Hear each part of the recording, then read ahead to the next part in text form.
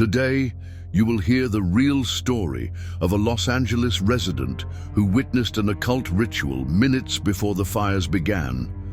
And the most curious thing about it all is that the ritual was carried out near the home of American rapper Jay-Z. She says she saw hooded people walking around the region and heard words like, "We need to organize everything so we can finalize the plan." If you like mysteries and want to know the truth of things, listen to Anna Walker's story now.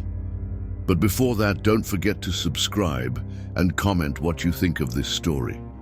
Shall we get to the story? My name is Anna Walker, and since the night of that fire in the Hollywood Hills, my life has never been the same. I lived a few blocks from Jay-Z's mansion in a quiet area, but that night, something felt wrong from the start. The air was thick, the sky was tinged with red and black, and an inexplicable feeling of restlessness came over me. At around 10 p.m., I went out to see what was going on. Smoke spread across the horizon, but what caught my attention wasn't just the flames. There was a sound in the air, something that shouldn't be there, chanting.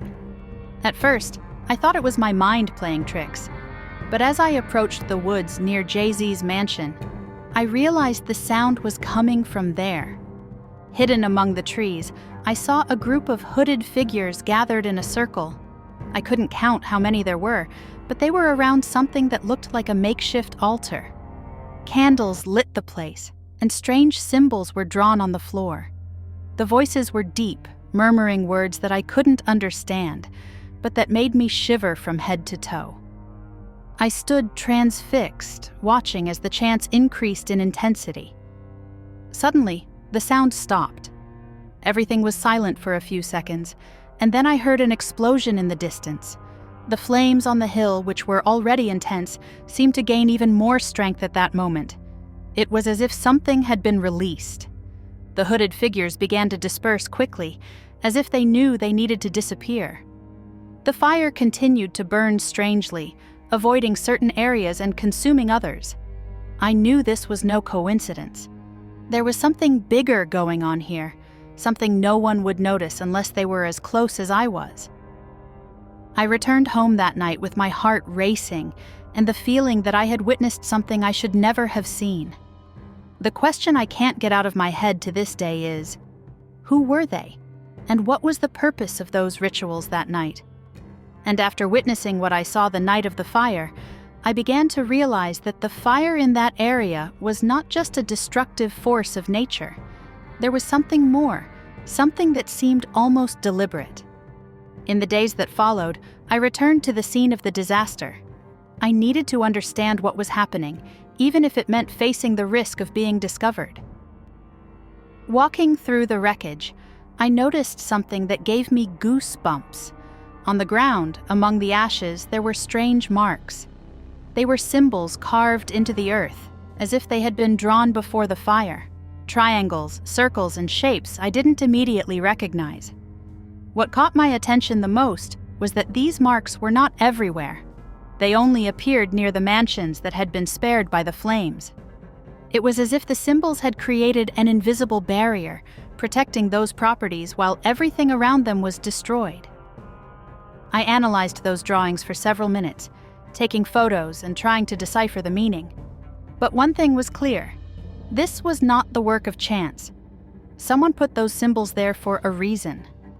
As he continued walking, more evidence began to emerge. Other areas close to the mansions also had similar marks, all well located and in perfect condition, even with the devastation around them. What did they represent? A protection? A warning? Or something even darker? Images of the rituals I had witnessed the night of the fire came back to me. The symbols I saw in the woods were similar to the ones on the ground now. Was this part of a bigger plan? And more importantly, how did the fire seem to obey the presence of those symbols? As I walked away from the place, I felt like I was being watched. I looked around, but there was no one. The feeling that there was something or someone following me since that night was constant. But now I knew I needed to keep going. Those marks weren't just coincidence, and the fire wasn't just destruction. It carried a greater meaning, something I was getting closer and closer to discovering. On that night of chaos and destruction, one detail left me perplexed. Jay-Z's mansion remained completely untouched. As the flames consumed surrounding homes, leaving a trail of devastation, his property seemed immune to the disaster. In the days that followed, I decided to investigate. I drove through the area, looking at the damage. Jay-Z's mansion was spotless, as if nothing had happened. Not even the fences or outside gardens had been damaged. The difference was impossible to ignore. It almost seemed as if the fire had been programmed to stop before reaching that property. I spoke to some local residents, trying to understand if anyone knew what could have happened. An elderly woman who had lived in the region for decades told me something that left me even more intrigued. Nobody talks about it, but that night before the fire, I saw movement near his house. Cars coming and going, people in strange clothes, as if they were preparing something. I asked her what she meant by preparing something, but she just shook her head, as if afraid to continue talking. "Listen, honey, there are things you're better off not knowing. But if you want advice, stay away from it." I returned home even more restless. Jay-Z's mansion had not been spared by luck or chance. I was sure there was an explanation behind it, and it was probably connected to the rituals I witnessed. But what scared me most was thinking, how involved was he? Was he just a beneficiary? Or was he part of something much bigger? That night, as I reviewed the photos I took of the area, I noticed a pattern. Other pristine mansions also stood near strange markings in the ground. The fire seemed to avoid certain areas, creating an almost geometric path of destruction. What was even more intriguing was that Jay-Z's estate was at the center of this pattern. The feeling that there was something dark and intentional behind what happened kept me from sleeping.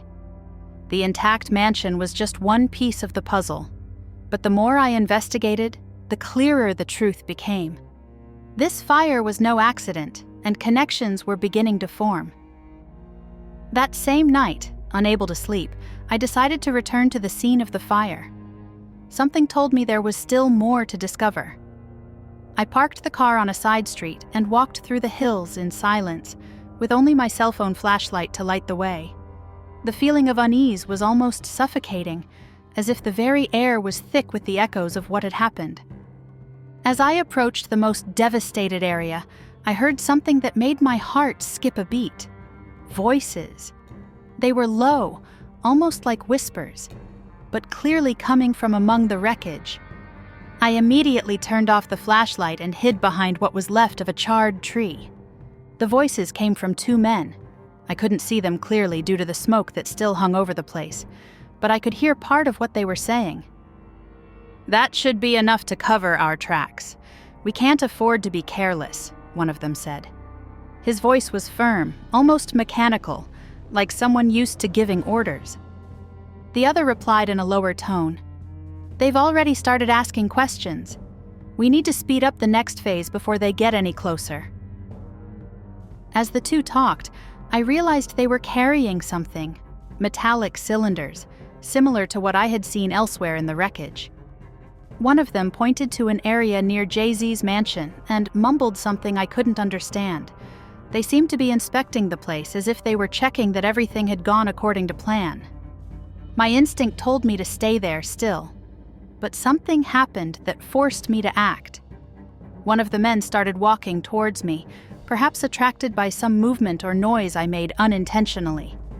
I lowered myself further, holding my breath. He stopped just a few feet from me, his figure almost unrecognizable through the thick smoke. After a few seconds, he turned and walked back to the other man, saying, "All clear, let's get out before anyone arrives."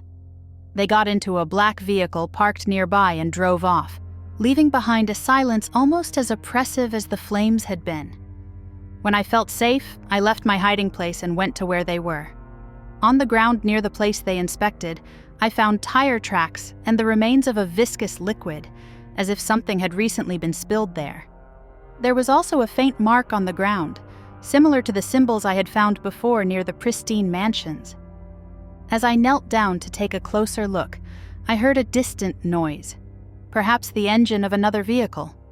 I couldn't risk being seen again, so I took a sample of the liquid in a small container I had in my pocket and left the place quickly.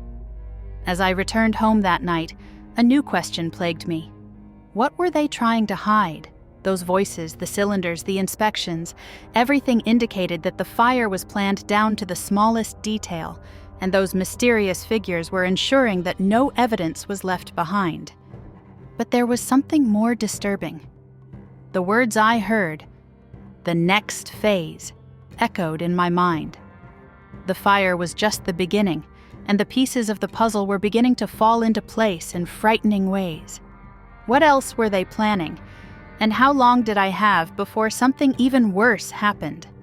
After that strange night, with the voices in the smoke and the mysterious men carrying cylinders, my intuition told me that there was something else hidden in the wreckage of the fire. I remembered a rumor I heard while talking to some locals. There was a secret basement beneath one of the destroyed houses, close to where the hooded figures performed the rituals. I returned to the site late in the afternoon, when workers and investigators had left the area.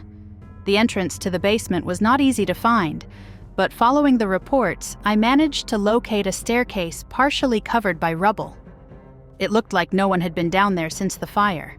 The air was thick, filled with a metallic burning smell that made my throat burn.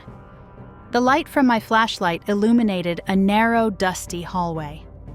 At the end, there was a heavy metal door with a lock that looked like it had been forced. I pushed the door, and it opened with an ominous creak. Inside the basement, the space was larger than I expected. The walls were covered in rough concrete, and in the center was a long table filled with documents and maps. The scene was surreal. It looked like the place had been abandoned in a hurry. On one of the walls, there was a large panel with aerial photos of the region. Some areas were circled in red, while others had handwritten notes with phrases such as "critical areas" and "control required." But what really caught my attention was a symbol painted on the ground, almost identical to the ones I saw near Jay-Z's mansion. He seemed to be the central focus of the basement, as if everything there had been organized around him. There were melted candles in the corners, and near the table an open metal urn. Inside it, there were traces of a silvery powder that glittered under the flashlight light. As I dug through the documents, I found something even more disturbing. A folder with the logo of the real estate developer that had already appeared at other times during the investigation. Inside were contracts and architectural plans for new developments in the devastated area. These papers indicated that the projects had been approved months before the fire, but were pending final authorization due to legal disputes with local residents. The fire seemed to have resolved these disputes. When I was getting ready to take photos of everything, I heard a noise coming from the hallway. I froze. Footsteps echoed through the basement entrance. I turned off the flashlight and hid behind a bookshelf in the corner of the room. 2 men entered, both dressed in dark clothing, carrying flashlights. "What did they leave behind?" asked one of them. The other replied, "Make sure all important papers are removed. They can't find anything that links us to this." I remained still, trying to control my breathing while they collected some documents and inspected the room. One of them came dangerously close to my hiding place, but before he could see me, the other called out, "We've had enough. Let's get out before anyone shows up." I waited until the sound of the footsteps completely disappeared before leaving my hiding place. I quickly grabbed the papers and photos I managed to save and left the basement as quickly as possible. My heart was pounding as I walked back to the car, trying to process what had just happened. Now I had more proof.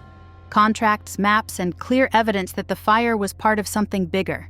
A carefully concocted plan to clear the area and make way for real estate interests. But what made me most uneasy was the symbol on the floor. He wasn't just a mark or decoration. It seemed to be the center of everything, a connecting point between the rituals, the fire, and the men who were trying to cover the tracks. When I got home, I realized that I was getting involved in something much bigger than I had imagined. And the question that tormented me most now was, what would happen when they discovered that I knew too much? That morning, as I was reviewing the documents I had managed to retrieve from the basement, something caught my eye. A sequence of detailed maps of the fire area. At some specific points, there were notes marking locations such as controlled start and impact areas. The dates and coordinates lined up perfectly with reports I'd heard of explosions before the fire spread. A detail on the maps made me leave the house immediately. One of these marked areas was near a local park, where one of the first explosions was heard. Once there, I began sifting through the rubble, looking for evidence. It was there that I found something that shouldn't be there. A metal cylinder partially buried in the ground. The cylinder was larger than I had seen before, with industrial markings and a dried chemical residue on the surface. It looked like it was designed to release something explosive. I took photos, but before touching the object, I remembered a contact who could help me. I called Raven, the hacker and technology enthusiast who had helped me before. "Raven, I need help identifying something. It's a device I found in the wreckage of the fire." He asked for photos and samples, so I collected as much evidence as I could before I left. The cylinder felt heavy, but with some effort, I managed to get it into the trunk. When I got home, Raven called me with a worried voice. "Anna, you found something very serious. This cylinder is not something you buy at any store.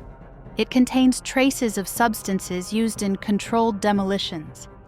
It is high-level stuff, not amateur stuff." His words confirmed my suspicions. The fire was not accidental. Someone had planned the explosions to burn specific areas, directing the fire with almost surgical precision. This explained how some mansions, like Jay-Z's, remained untouched, while others were completely destroyed. While Raven investigated further, I decided to return to the location where I found the cylinder. I needed to understand why that specific point was important. Upon arriving, I noticed something strange: tire marks and footprints around the place. It was evident that someone had been there recently, perhaps trying to remove evidence. It was then that I heard voices again. I hid behind a fallen tree and spied two men in uniforms that looked like they belonged to a private security company. They were inspecting the terrain and seemed nervous. "We need to make sure nothing else is found here," one of them said, while the other looked around, as if looking for something specific. They carried a black bag and began to collect what appeared to be fragments of metal scattered across the floor. I stood there, watching, until one of them pointed in my direction. My heart almost stopped. I tried to retreat silently, but a dry branch beneath my foot snapped, revealing my position. Before they could catch up to me, I ran as fast as I could without looking back. When I got to the car, I started the engine and drove away, still shaking. I knew that at this point they were aware that someone was getting too close to the truth. Back in the safety of my apartment, I started connecting the dots. The explosions, the cylinders, the maps. Everything led to the same conclusion. The fire was meticulously planned to destroy what was inconvenient and protect what was profitable. But the phrase I heard that night, "the next phase," continued to haunt me. What else could they be planning, and how far were they willing to go to ensure no one discovered the truth? After so many discoveries and terrifying encounters, everything seemed to point to a single truth. The fire was a deliberate act, planned with precision to achieve obscure objectives. But there was something I still couldn't fully understand: the direct link between the rituals, the explosive cylinders, and those involved. It was then that, on an anonymous internet forum, a message caught my attention. Someone who seemed to know the details of the fire mentioned a secret meeting that would take place on the hill, near where the first explosions occurred. The message simply said, "It all starts on the hill, 11 p.m. Anyone who has the courage to know the truth must observe, but never reveal themselves." My heart raced. I knew it was dangerous, but if I wanted answers, I needed to go. On the appointed night, I left the house with the utmost caution. I wore dark clothes and only took a small camera with night vision.